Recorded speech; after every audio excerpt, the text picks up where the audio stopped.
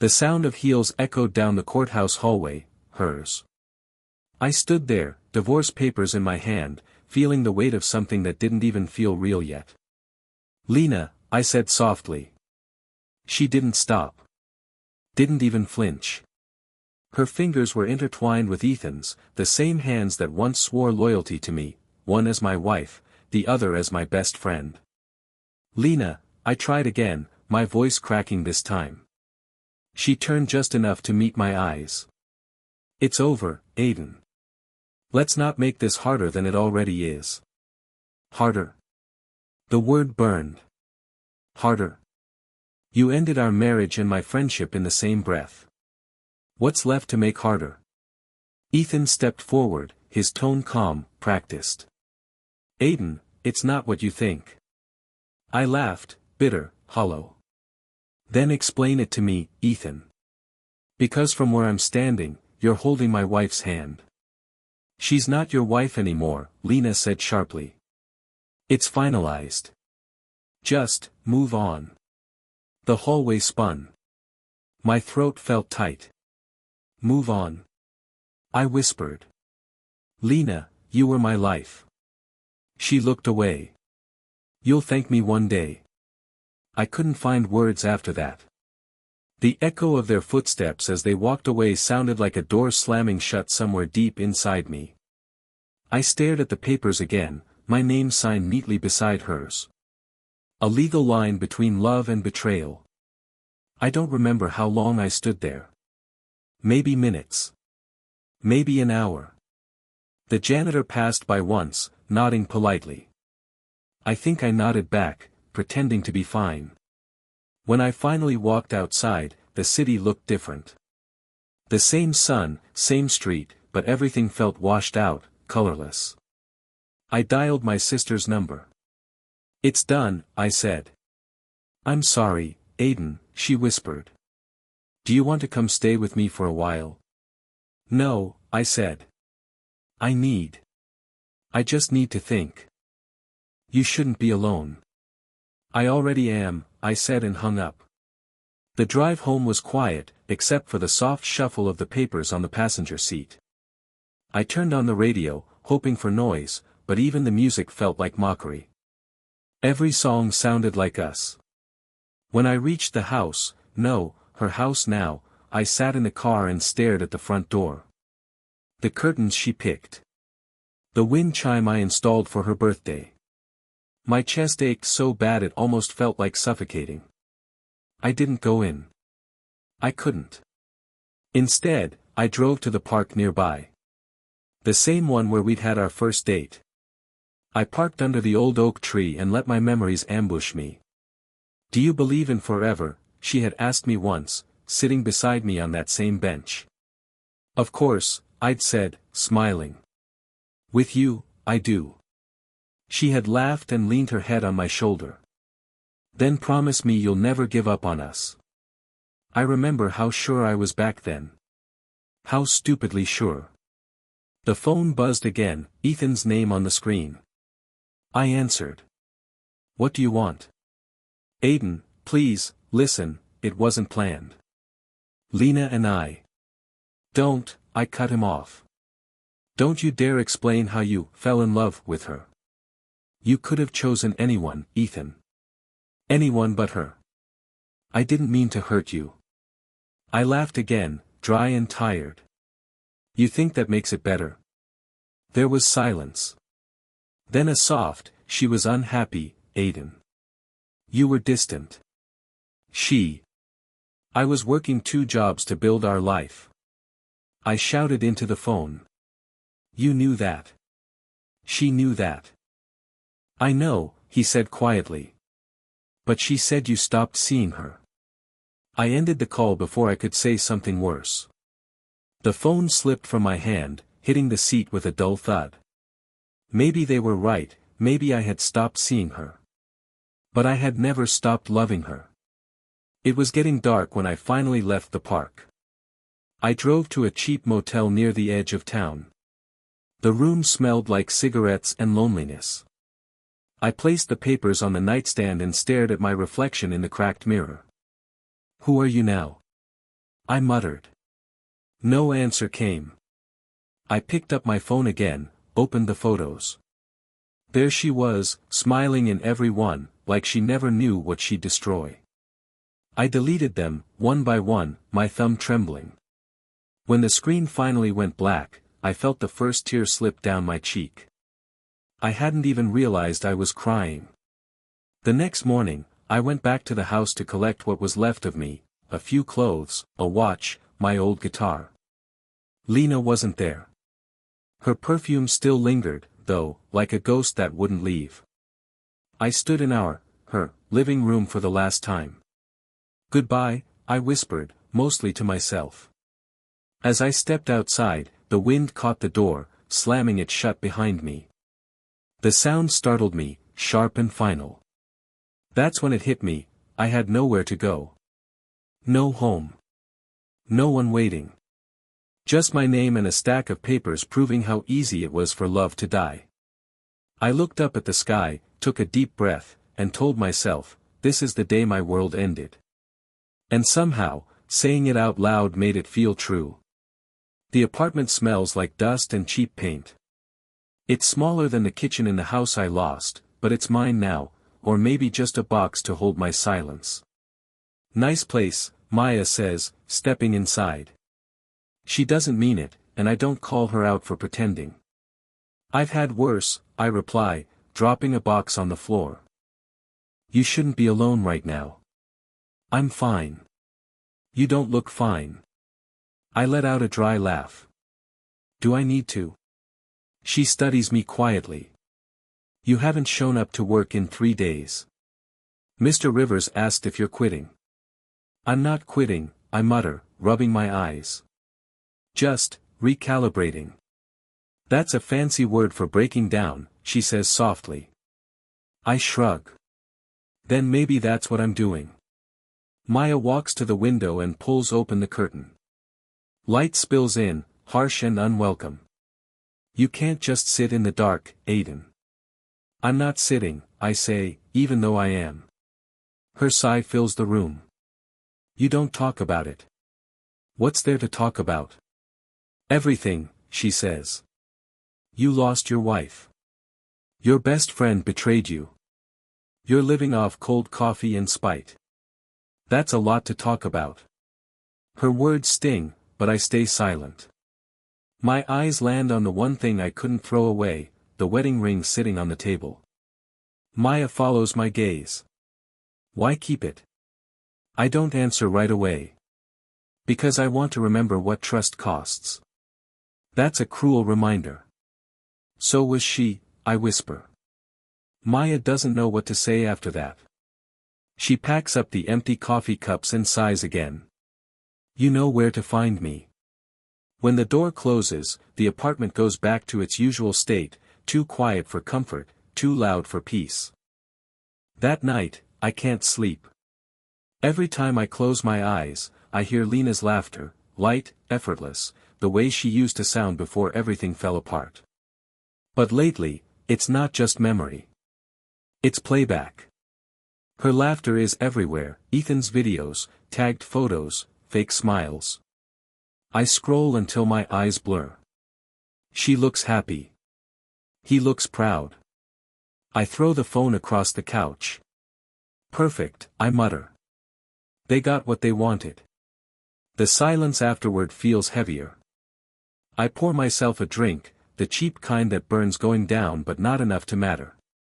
The glass shakes slightly in my hand. You're pathetic, I tell my reflection in the black TV screen. She's living her best life, and you're here talking to furniture. The reflection doesn't argue. The next morning, Maya calls. I almost don't pick up, but her persistence wins.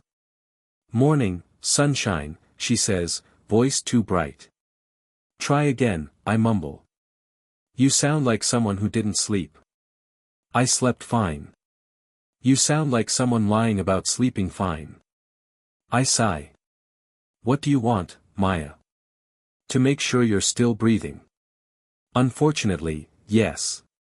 Look, she says, tone softening, I know you're angry, but you can't let them live rent-free in your head forever. Rent-free? I scoff. They took the house, Maya. They own the land.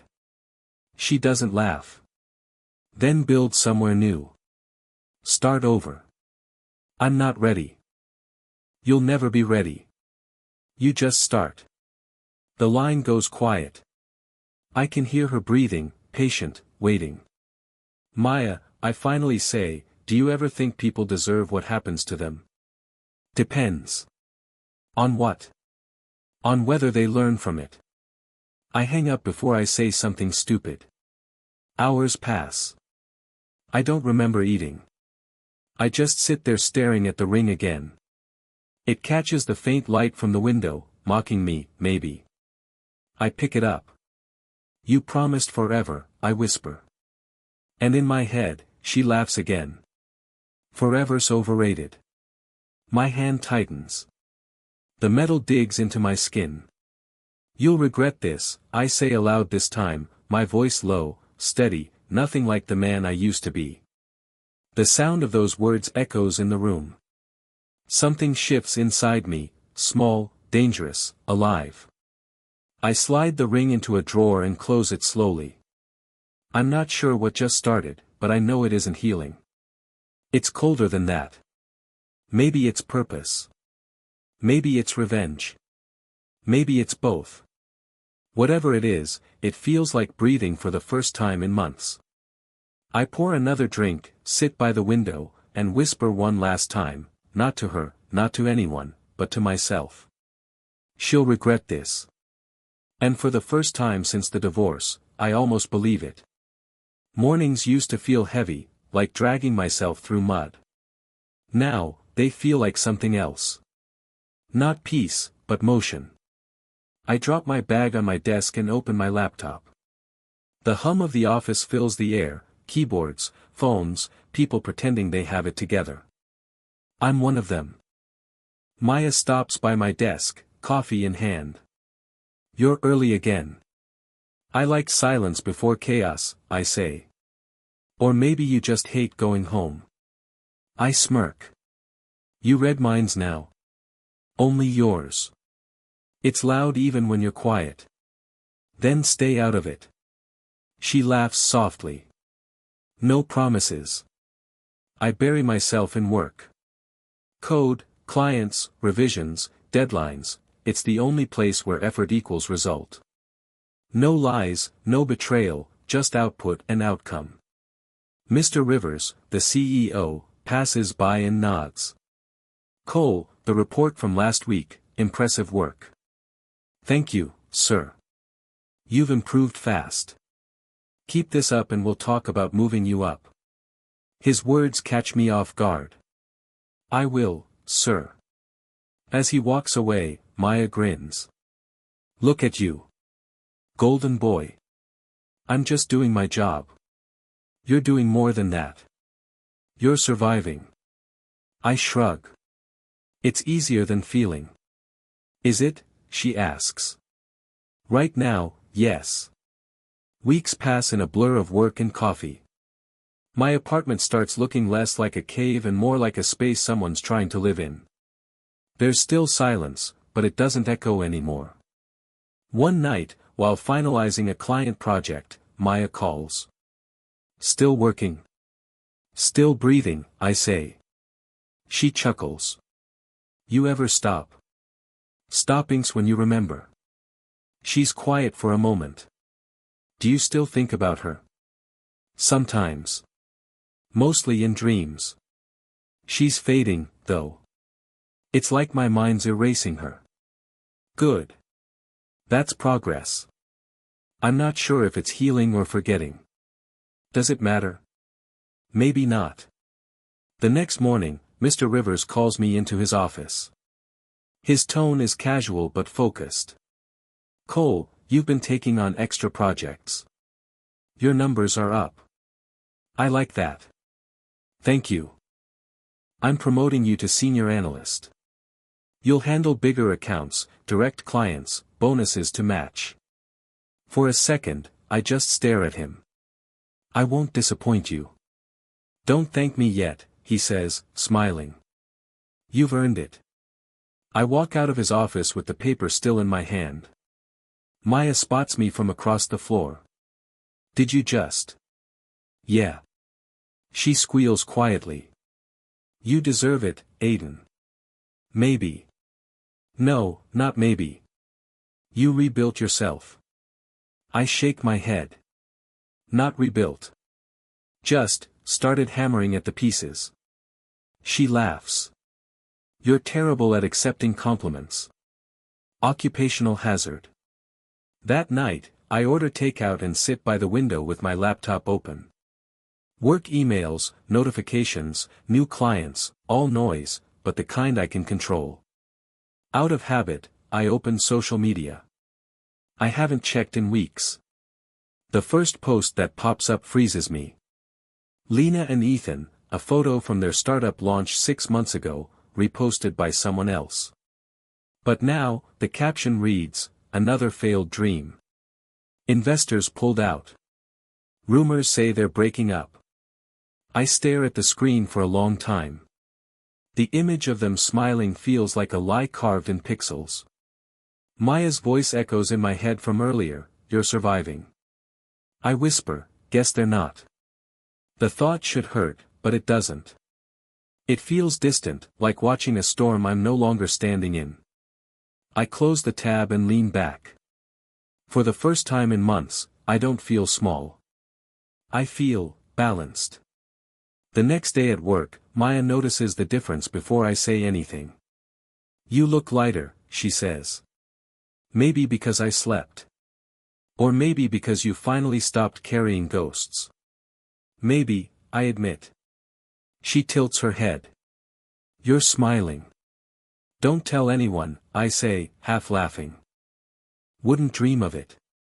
We sit in silence for a moment. Then I ask, you ever think pain can be useful? Only if you let it teach you something. I nod slowly. Then I think I've been learning. Later that night, I'm back at my desk, lights low, window cracked open. The city hums outside, alive, indifferent. I hold my phone for a moment, thumb hovering over Lena's name. Then I delete it. No message, no closure, no noise. Just silence, the kind that feels earned. I whisper to myself, I'm not done yet. Not revenge. Not forgiveness. Something in between, control. And for the first time since the divorce, I realize I don't need her name to feel alive. The ballroom smells like money and old ambition. Laughter blends with the clinking of glasses, and I remind myself why I came, business, not memories. Maya nudges my arm. You look like you're about to bolt. I'm just scanning the crowd, I say, pretending interest in the stage lights. Liar. You hate these things. I tolerate them when they pay well. She smirks. Right. Mr. Self-Control. Someone has to be. She laughs softly, but I barely hear it, because that's when I see her. Lena. The name hits me like a forgotten song. She's across the room, talking to someone I don't recognize. Same hair. Same perfume. But her smile doesn't reach her eyes anymore. Maya follows my gaze. That her? Yeah. She doesn't look happy. I didn't ask her to. Maya sips her drink. You okay? Define okay. Not about to start a scene. I'm not that man anymore. Good, she says quietly. Then let's make sure she knows that. We walk toward the investor's circle. I keep my posture steady, every step measured. When Lena turns and spots me, her face freezes, just for a second, before she pastes on a polite smile. Aiden, she says, her voice too bright. Wow. It's been a long time. Almost 2 years, I reply. You look different. Work does that, I say. I've heard you've done well for yourself. Congratulations. Thanks. I gesture toward Maya. This is Maya, my business partner. Lena's eyes flicker to Maya's hand resting casually on my arm. It's a small touch, nothing more, but I see the way her jaw tightens. "Oh," she says, her tone thin. "Nice to meet you, Maya." "Likewise," Maya replies smoothly. Aiden speaks highly of his past lessons. Lena's lips twitch. "I'm sure he's learned plenty." "I have," I say. "Mostly what not to waste time on." For a second, her mask slips. "I guess we all learn, eventually. Some later than others," I say quietly. She glances around, her fingers tightening on her glass. "Well, I should go," I finish for her. "Yeah, I figured." Her eyes flick up, meeting mine for one brief, honest moment, full of fatigue and something I can't name. "It was good seeing you, Aiden," she whispers. "Sure," I say, but my voice feels detached. She turns and walks away, perfume trailing behind her like a ghost I used to chase.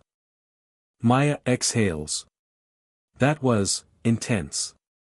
Could have been worse," I mutter. "You handled it like a pro." "I wasn't trying to handle anything." "Yes, you were. You just didn't know it." I give her a sideways glance. "Psychology minor? People minor? You forget I read faces for fun." I chuckle faintly. "Then read mine." She studies me for a moment. "You're pretending you don't care." "But you do. Just not in the way you used to." "That's accurate." "Good. Caring isn't weakness. It's proof you healed." I swirl the drink in my hand, watching the ice melt. "You think pity counts as healing?" "Depends who it's for." "Her," I admit. "Not anger. Just pity." Maya nods. "Then you've already won." Later that night, back in my car, I stare at the reflection in the window, suit, steady eyes, no tremor in my hands. I barely recognize the man looking back. The silence presses in until my phone buzzes, a message from Maya: "You did great tonight. Proud of you." I type back, "Thanks. Didn't expect to see her." Her reply comes fast, life likes irony. "Sleep well, Aiden. You earned peace." I put the phone down and lean back, letting out a breath I didn't know I'd been holding. I still remember the sound of Lena's laugh, the way it used to echo through our apartment. But tonight, when I heard her voice again, it didn't pierce me. It just passed through. That's new. That's freedom. I drive home with the windows down, the city light streaking past like old memories fading in motion. For once, I don't replay the past. I don't wonder what could have been. All I think about is tomorrow, meetings, new clients, maybe dinner with Maya. The past feels smaller tonight, like a box I finally sealed shut. And somewhere between the hum of the engine and the cool night air, I whisper to myself. She's not my ghost anymore. The rain hadn't stopped all day. It drummed against my office windows like an impatient memory I didn't want to answer. Maya poked her head in. "You've seen it?" "What?" "The news. About Ethan." I looked up from the files. "No." She crossed her arms. "Bankrupt. Investors pulled out. Word is, he skipped town with one of his employees." I leaned back, the chair creaking. "So it finally caught up to him." "You don't sound surprised." "I'm not. He always thought charm was strategy." "And Lena?" I hesitated. "What about her?" "She's the one left cleaning up his mess. People say she's not doing great." I exhaled slowly. "Karma's not subtle." Maya gave me a wary look. "Don't gloat too loudly. It makes you sound like him." "I'm not celebrating," I said, though part of me wasn't sure that was true. By late afternoon, thunder rolled close enough to rattle the glass. I was packing up when I heard it, a soft knock. "Come in," I called, expecting Maya. But when the door opened, I froze. Lena. Her hair clung to her face, soaked from the rain. Mascara streaked her cheeks, and her once perfect posture was gone. She looked small. Aiden, she whispered. I didn't move. You shouldn't be here. I didn't know where else to go. Try one of the friends who believed your lies, I said before I could stop myself. She flinched. I deserve that. Silence stretched between us, heavy, uncomfortable, electric. Finally, she said, I made a mistake, Aiden. I almost laughed. One mistake. You might want to check your math. Her voice broke. I thought I wanted more excitement, more passion. But all I found was emptiness. He left me. I stared at her. So now you want sympathy? No, she said, shaking her head. I just wanted you to hear it from me. That I was wrong. I swallowed hard, my throat dry. You think that changes anything? I don't expect forgiveness. Good, I said softly. Because you won't get it. She looked up, eyes glassy. Do you hate me? I met her gaze. No. I trusted you. That was my mistake. Her lips trembled. I still dream about us sometimes. Don't, I said. That version of me doesn't exist anymore. The rain outside grew louder, drowning out the hum of the city. She looked around my office, the awards, the minimalist desk, the photos of new beginnings, and whispered, you really moved on. Had to. Is she the reason? Maya? I said, almost smirking. No. I'm the reason. She gave a hollow laugh. You always were stronger than me. Not back then, I admitted.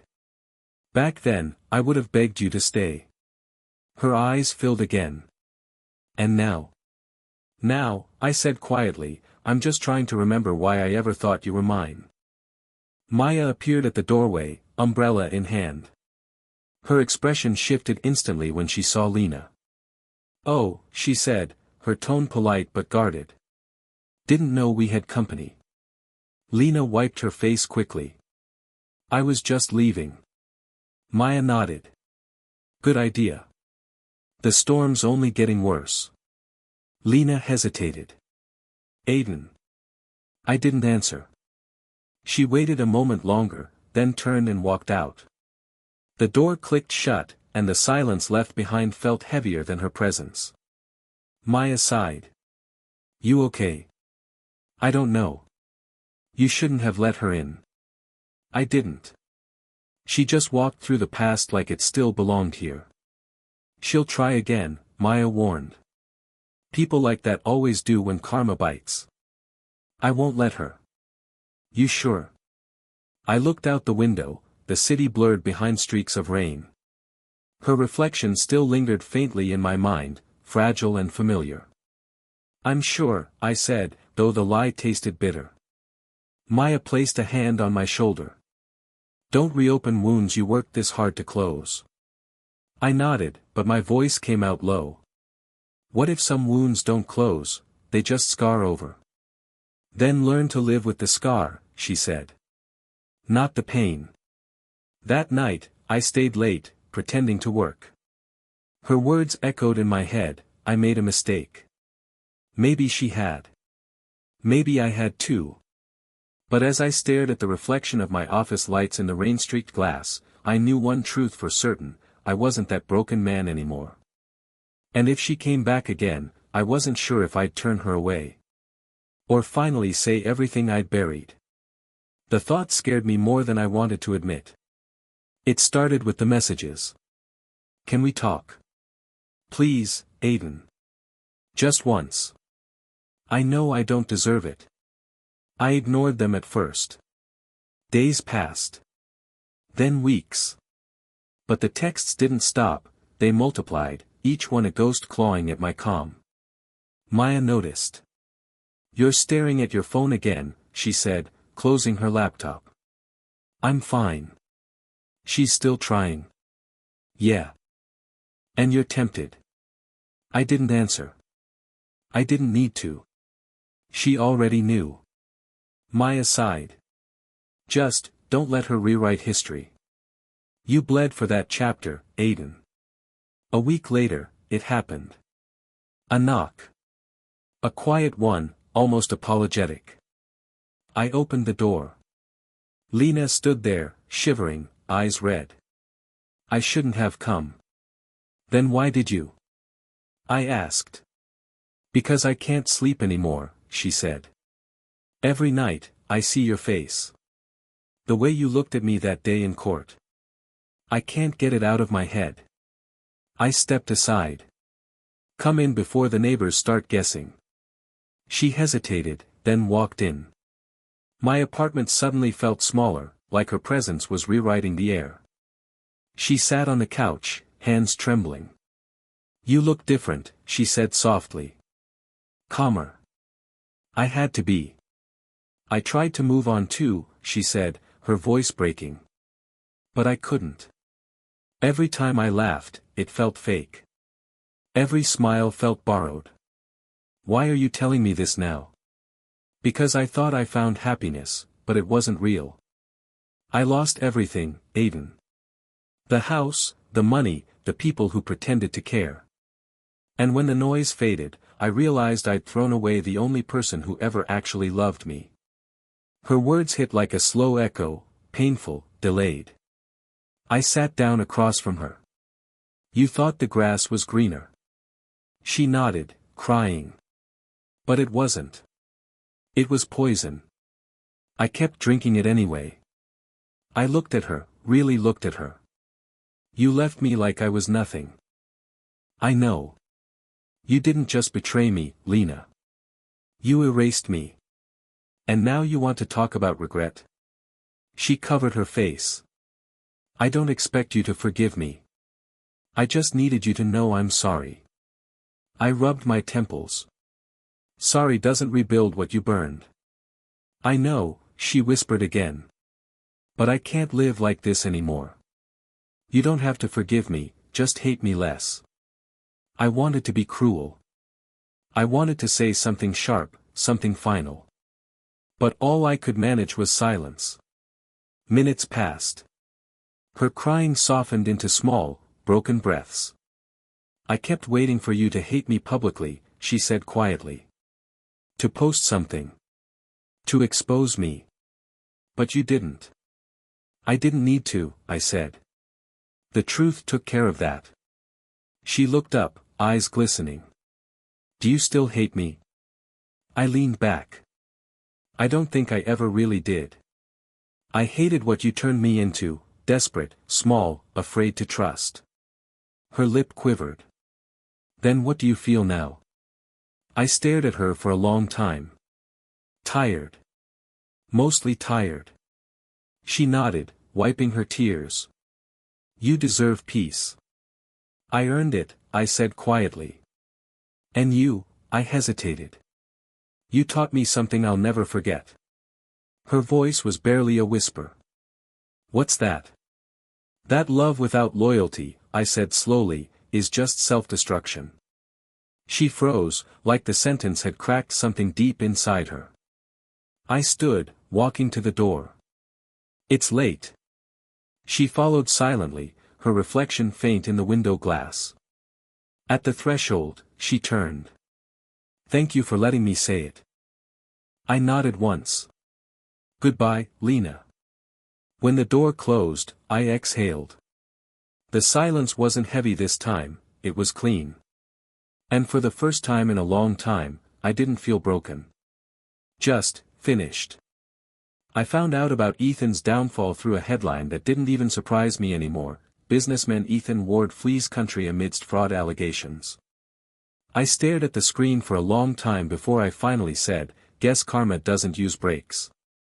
Maya looked up from her coffee. You okay?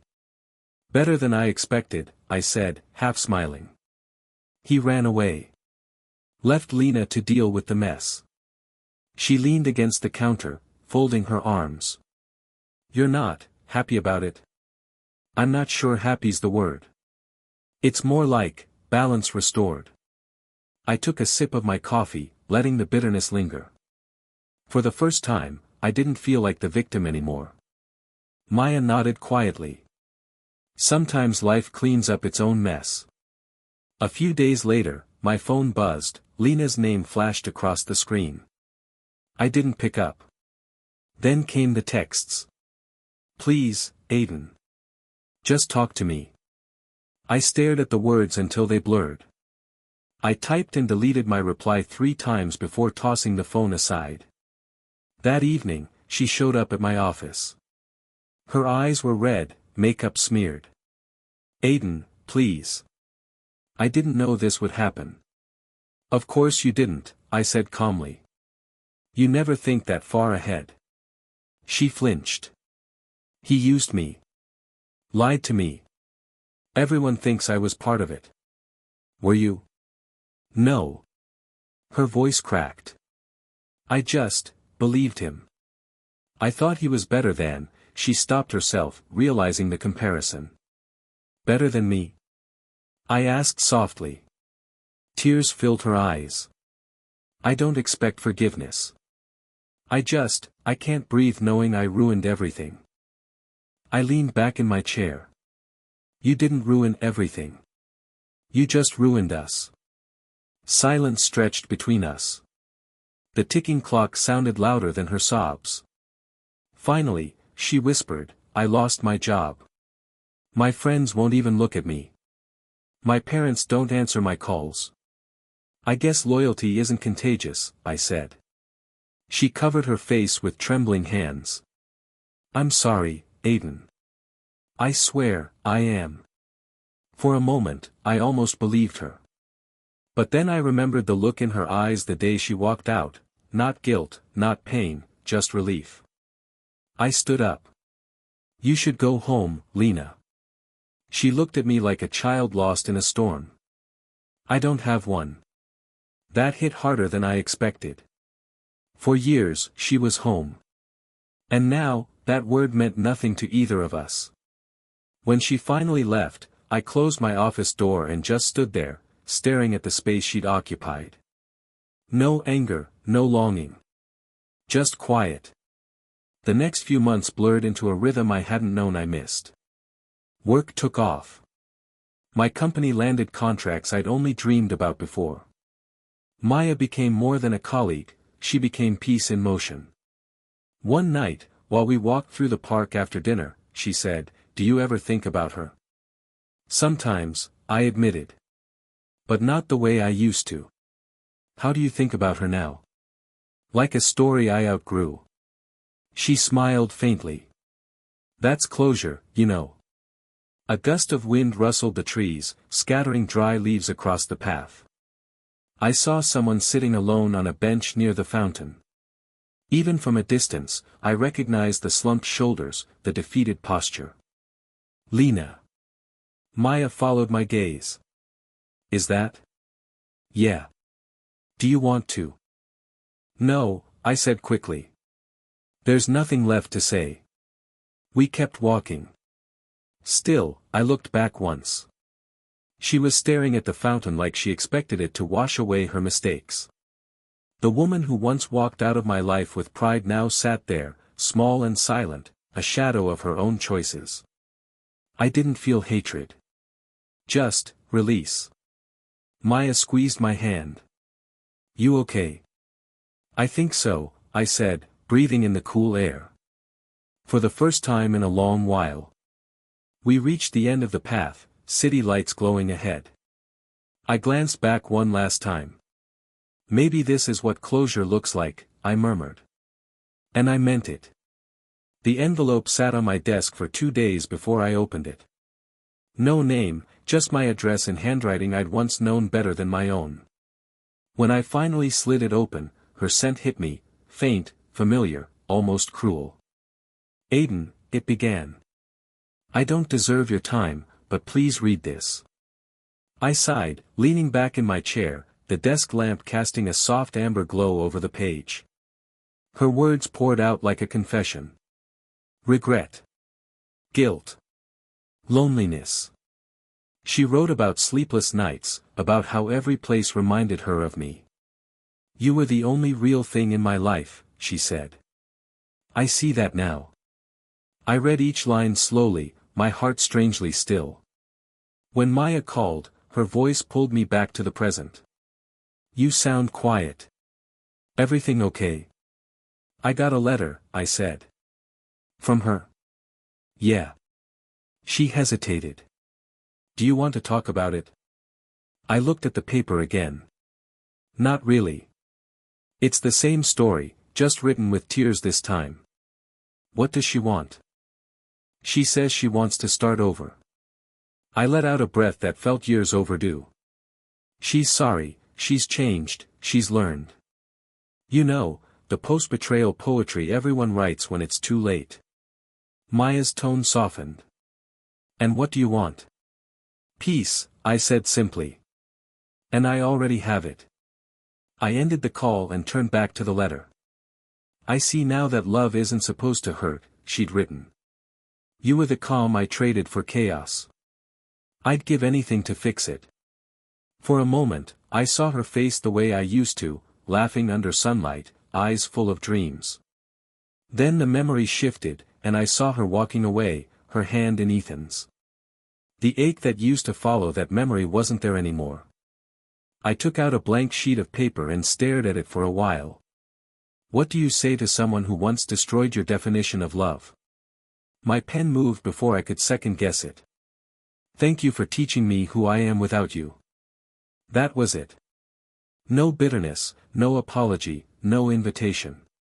Just truth.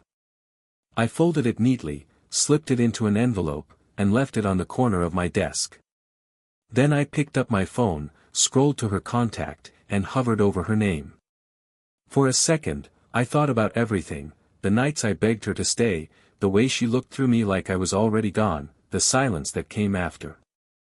Then I hit delete. No hesitation. No regret. Just release. I sat there for a long time, listening to the quiet hum of the lamp, the city breathing outside my window. For once, it didn't feel empty. It felt earned. My mind replayed her words, I'll never stop loving you. Maybe she meant it. Maybe she didn't. Either way, it didn't matter anymore. Maya's text buzzed on my phone, you asleep yet? Not yet, I typed back. But I will be soon. I turned off the light. The room went soft, still, peaceful. No ghosts in the corners. No unfinished sentences echoing in my chest. As I lay down, I realized something. Forgiveness isn't about letting someone back in, it's about letting yourself walk out for good. For the first time since everything ended, I didn't dream about her. I didn't wake up angry or hollow. I just slept. And it was the best sleep I'd had in years. When Maya asked, so, is this official now? I nearly laughed. We were sitting on my balcony, the city glowing beneath us, her hair catching the last streaks of sunset. Official? I said. You mean, like dating? She smirked. Unless you want to call it something else. I met her eyes, steady and unafraid. No. Dating sounds right. She leaned closer. Took you long enough to admit it. I chuckled softly. Guess I had to make sure my heart wasn't just rebuilding out of habit. And now? Now, I said, taking her hand, it feels like something real. She smiled, the kind that didn't demand anything from me. You're different from the man I first met. Lighter somehow. Yeah, I said quietly. Maybe because I finally stopped carrying ghosts. We sat in silence for a while, the kind that didn't need words. For the first time, I wasn't looking for closure or proof of healing, I was just, there. The next weekend, she suggested, let's take a drive. Somewhere old. I frowned. Old? Your old neighborhood, she said. You talk about it sometimes. Maybe it's time to see it again, from the other side of everything. I hesitated, then nodded. All right. Let's do it. The drive was quiet. The streets looked smaller than I remembered. The trees, the cracked sidewalks, the faded paint on houses, they all belonged to a different version of me. When we pulled up near my old house, Maya looked over. "You okay?" I stared at the place. "That window," I said, pointing. "That's where I used to wait for her to come home. Every night." Maya said nothing, just waited. "I thought love was about holding on no matter what," I continued. "But now I think, sometimes love is knowing when to let go." She squeezed my hand. "That sounds like something you had to learn the hard way." "I did," I admitted. "And I'm glad I did." The front yard was overgrown now, the mailbox rusted. But there was no ache, no sting. Just a strange, soft peace. "It doesn't hurt anymore," I said, almost to myself. Maya smiled gently. "That's how you know you're free." I turned to her. "You know, when everything fell apart, I thought my story ended there. I was wrong. It was just, chapter 1. She laughed lightly. "Then what's this?" "Maybe chapter 9, I said, half smiling. She leaned her head on my shoulder. "You don't talk about her much anymore." "I don't need to," I replied. "She's not the villain in my story anymore. Just a lesson." Maya nodded. "Lessons shape us. But they don't have to define us." Her words settled deep in me. For years, I thought healing meant forgetting. But sitting there, beside someone who didn't demand I erase my past, I realized it meant acceptance of everything that made me who I am. I glanced at Maya. "You're nothing like her." "I hope that's a good thing." "It is," I said. "You're gentle, honest, and unafraid of scars." She smiled softly. "We all have them. The trick is not pretending they don't exist." I nodded. "You know, I used to think love had to be perfect. Turns out it just has to be real." We stayed there for a while longer, watching the light fade over the old neighborhood. When we finally drove away, I looked in the rearview mirror one last time, not out of longing, but gratitude. Somewhere inside me, a quiet voice whispered, "Thank you for breaking me, so I could learn to rebuild." As the road opened ahead, I smiled. "Some endings aren't losses," I murmured. "They're liberation." Maya laughed softly at something on her phone, and I felt that warmth I hadn't known in years. "You're still smiling at your screen like a teenager," I teased. She nudged me. "Better than sulking like you used to." I chuckled, letting the sound fill the quiet space between us. "Yeah, I guess I've changed." "You've earned it," she said, reaching across the table to squeeze my hand. I stared at her fingers wrapped around mine, and for a moment, everything felt simple, safe, real. "I never thought I'd feel this calm again," I admitted. Maya's eyes softened. "You deserve calm, Aiden. You fought too long for it." I nodded, taking a deep breath, when a flicker at the corner of my vision caught my attention. I didn't turn, but I knew. "She's here," I whispered more to myself than to Maya. Maya followed my gaze but said nothing. I kept my focus on her hand, on the subtle squeeze reminding me that I had a life now. "She's watching," I said quietly. "Who?"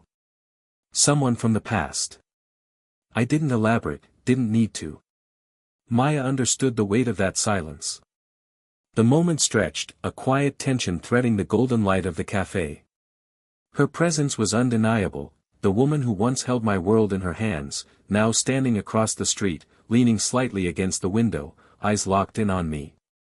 I took another sip of coffee, letting the warmth ground me. "Funny," I murmured, "how people can watch your life from the sidelines and never be part of it anymore."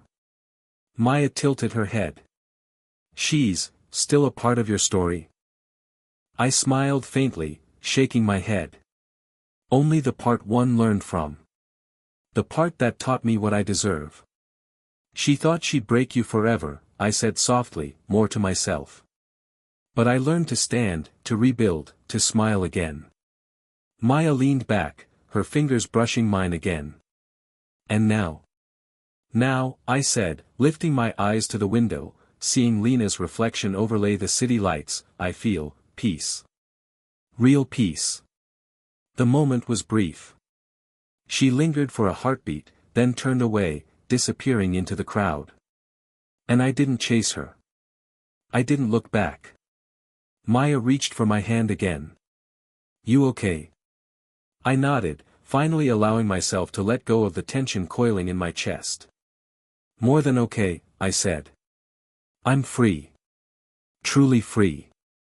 I watched the street for a second longer, the last trace of her presence fading, and I whispered to no one but myself, she thought I'd cry forever after the divorce, but I learned to smile again.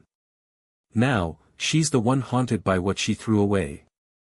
Maya smiled softly, squeezing my hand. And you'll keep smiling. I will, I said, feeling it deep in my chest. I will. The cafe felt warmer, the light softer. Outside, the world moved on, indifferent to old pain, and inside, I finally did the same. I leaned back, watching Maya stir her coffee again, and for the first time in years, I wasn't carrying anyone else's shadow. I had my own life now, laughter, love, and quiet mornings like this one. No ghosts. No regrets. Just the calm certainty that the story I lived through had brought me here, to this exact moment. And I smiled.